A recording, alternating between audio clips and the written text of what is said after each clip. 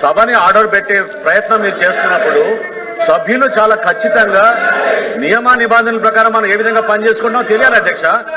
ఒకసారి మీరు తిరస్కరించిన తర్వాత ఒక సెషన్ లో మళ్ళీ అదే అంశం పైన వాళ్ళు ఎట్లా ప్రస్తావిస్తారు అధ్యక్ష? రూల్ 64 చూడమనండి, రూల్ 64 చూడమనండి. మీరు పాయింట్ ఆఫ్ ఆర్డర్ అధ్యక్ష, అది కరెక్ట్ కాదు కదా. Point of order rule number 64 చూడండి. మీరు చాలా క్లియర్ గా you cannot repeat a motion. ఇవ్వండి rule number 64. You cannot in the same session. You cannot bring the same motion again. ఒకసారి దాన్ని డిస్కషన్ చేస్తే మళ్ళీ వాయిదా తీర్మానం ఇవ్వడం లేదు. కానీ వాయిదా తీర్మానం అనేది దాన్ని తిరస్కరించిన తర్వాత చైర్మన్ గారు, వాయిదా తీర్మానం ఒక్కసారి మీరు తిరస్కరించిన తర్వాత ఇంకోసారి రాకూడదు సెషన్ లో ఆ అంశం పైన వారు ఎట్లా అండి? రూల్ నెంబర్ 64 చూడండి. మీరు యాక్షన్ తీసుకోవాలి. మీరు ఎట్లా వదిలేస్తే ఎట్లా? మీరు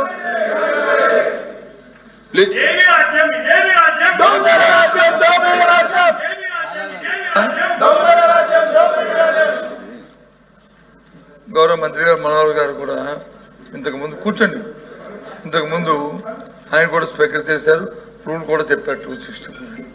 దానికి ముందు కూడా ఆలోచన చేసుకోవాలి. మన సాంప్రదాయాలు, మన కన్వెన్షన్స్ ఏ విధంగా ఉన్నాయి. బీఎస్సీలో నిర్ణయం తీసుకున్న తర్వాత బీఎస్సీని దాన్ని డివైడ్ అయ్యి దాని నుంచి బిజినెస్ తేకుండా కూర్చోమ్మా నీకు ఇస్తా తర్వాత తేకుండా మరి ఏ విధంగా వాళ్ళు అయ్యారని అధ్యక్ష, దానికి రూల్ లేదా మన రూల్ బుక్లో చెప్పంటారా? దాన్ని ఏ విధంగా వచ్చారు? అది తప్పు కదా అధ్యక్ష.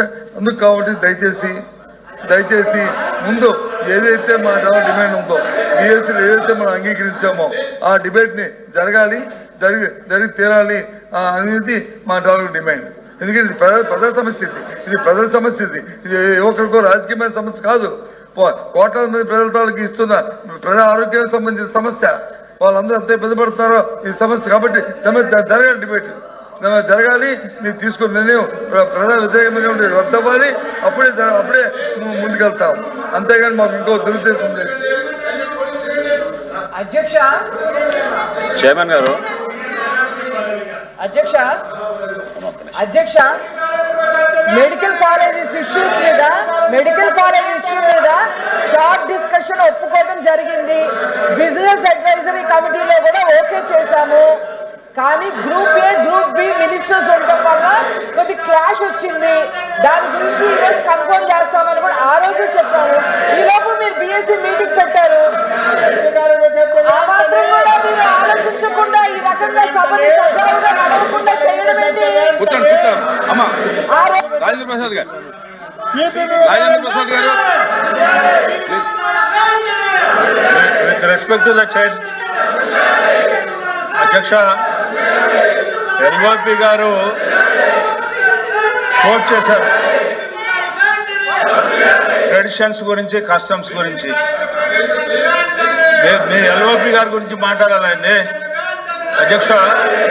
ముందు సభని ఆర్డర్లో పెట్టిన తర్వాత ఆయన మాట్లాడితే బాగుండేది అధ్యక్ష.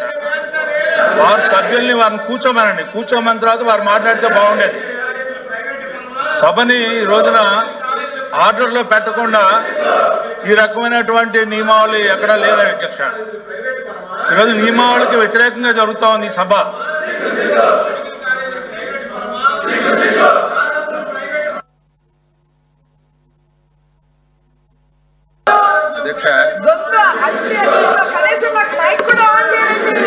అధ్యక్ష, ఈ శాసన మండలి ఈ రోజు స్టార్ట్ అయింది కాదు అధ్యక్ష. గత ప్రభుత్వంలో కూడా శాసన మండలి ఉంది, తమరే అధ్యక్షులు ఉన్నారు.